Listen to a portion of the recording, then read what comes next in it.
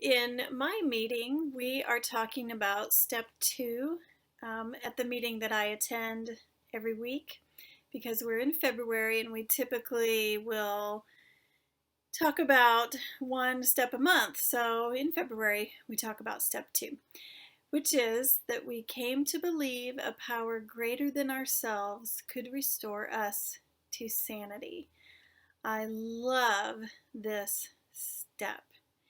It is the first step with some hope, and it's very early on. It's number two. So in the first step, we figure out that we're powerless over this thing that has made our lives unmanageable.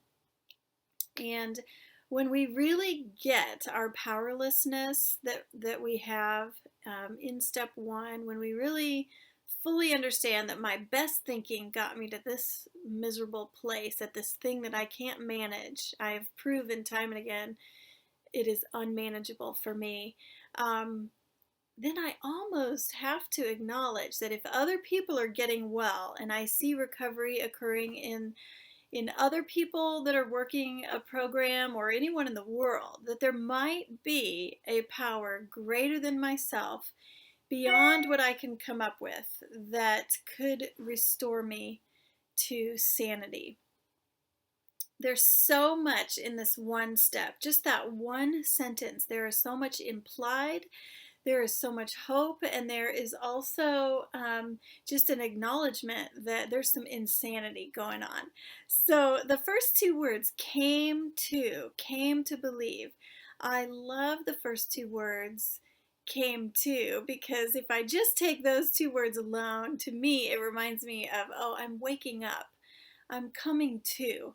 There's a realization that if other people are getting well, then maybe I could get well too. Maybe there is a power that could restore me to sanity. Now, came to believe a power greater than myself. Well, what's that? My addiction is certainly a power greater than myself. It is not leading me towards sanity. It's leading me toward destruction. My feelings are sometimes the guiding force in my life. That's a power greater than myself sometimes. So if there's a power that can lead me in an unhealthy direction, maybe there's a power that can lead me in a healthy direction. Sometimes we don't have a concept of God or a supernatural higher power. Sometimes our higher power has to just be the program itself, the 12 steps themselves, the other people that are in recovery, my meeting or my group of folks that are walking recovery. That's a power greater than myself. The pioneers that have gone before us, that have laid out a groundwork for us, that's a power greater than myself. It's the collective insight of more than one person that might just be able to help me. And what I have found is that as I allow the power greater than myself in different forms, eventually all of that has pointed me to the supernatural power greater than myself, God as I understand him. So that's an interesting journey too.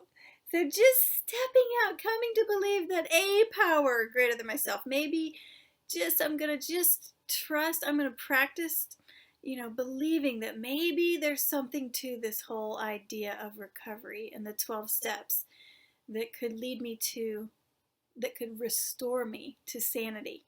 Well, what does that mean? What is restoration about? Restoration, to me, says that there was a version of myself that was pure and unadulterated, and a non-sick version that I could be restored to. A sane version with sound mind. It implies that the stuff I'm doing now, the thing that's unmanageable in my life, makes me a little bit insane. When I keep trying to fix it and it's not working, that's insane. I keep doing the same thing over and over, trying to get a different result. That's insane. But I could be restored. Step two holds a lot of promise. It holds some tough reality, acknowledging some things about myself that I need to acknowledge. And it gives me the idea that maybe I could step out in faith a little bit today. I pray that for you. I pray that you will come to in a small measure, even just today, and that you would lean into a power greater than yourself that could restore you.